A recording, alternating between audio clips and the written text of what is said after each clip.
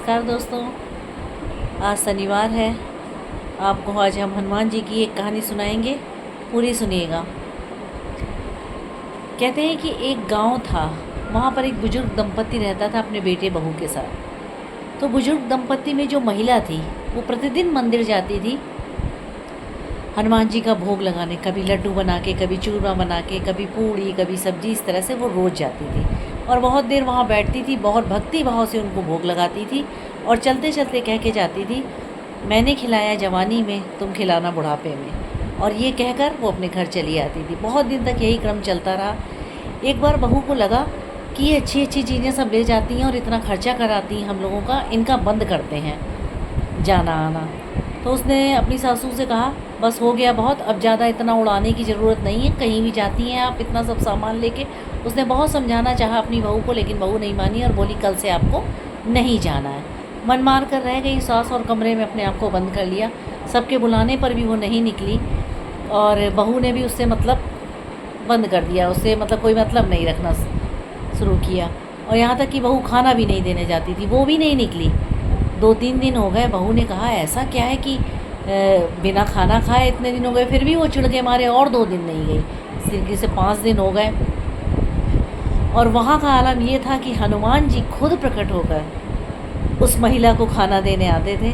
महिला ने कहा कि आप क्यों लाए हैं खाना मेरे लिए, मेरे जो कर्म है वो रहने दीजिए, आप मत आइए। तो हनुमान जी ने कहा कि तूने दिया जवानी में और मैं दे रहा हूँ बुढ़ापे में, तुमने ही ये कहा था ना, तो मैं वही कर रहा हूँ।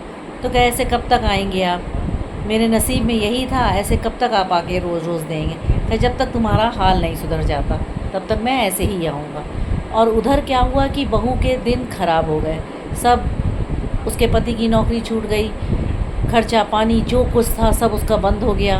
दिन पर दिन आर्थिक स्थिति ख़राब होती चली गई। अब बहू को लगा कि ऐसा एकदम से कैसे हो गया कि मैं इतने आसमान में चल रही थी और एकदम से नीचे आ गई। कुछ उसको एहसास हुआ। फिर वो अपनी सास के पास गई और कहा कि मैं तो आपको इतने दिन से खाना भी नहीं दे रही, तो आपका ऐसे कैसे काम चल रहा। तो सास ने कहा कि मैं बताऊंगी, तुम मानोगी। तो कह रही, मैं बिल्कुल मानूंगी और माँ जी मुझे माफ़ भी कर दीजिए, आप, मैंने इतना बड़ा अपराध किया है। तो फिर सास ने सारी बात बताई उसको कि ऐसे ऐसे हनुमान जी आते हैं और उन्होंने ऐसे मुझे खाना खिलाया। तो जो बहू थी वो पैरों पर गिर गई और कह रही, इसीलिए मेरे दिन ख़राब हो रहे हैं, क्योंकि मैंने आपको टोका था, इसीलिए मेरा ये हाल हो गया है कि आज मैं दाने दाने को मोहताज हो गई, मुझे माफ़ कर दीजिए माँ जी। कई बार रोते रोते पैरों में पड़ी। तब माँ जी ने कहा, कोई बात नहीं, उठो, हनुमान जी के मंदिर चलते हैं।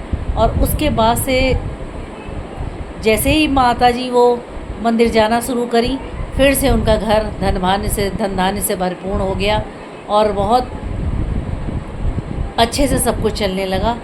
तो यही कहना है कि जैसे भगवान की कृपा, हनुमान जी की कृपा उन लोगों पे पड़ी, वैसे ही हम सब पर भी पड़े और हम सब लोग भी आर्थिक स्थिति से, मानसिक स्थिति से, हर स्थिति से उबर कर अच्छे दिनों का लाभ उठाएं।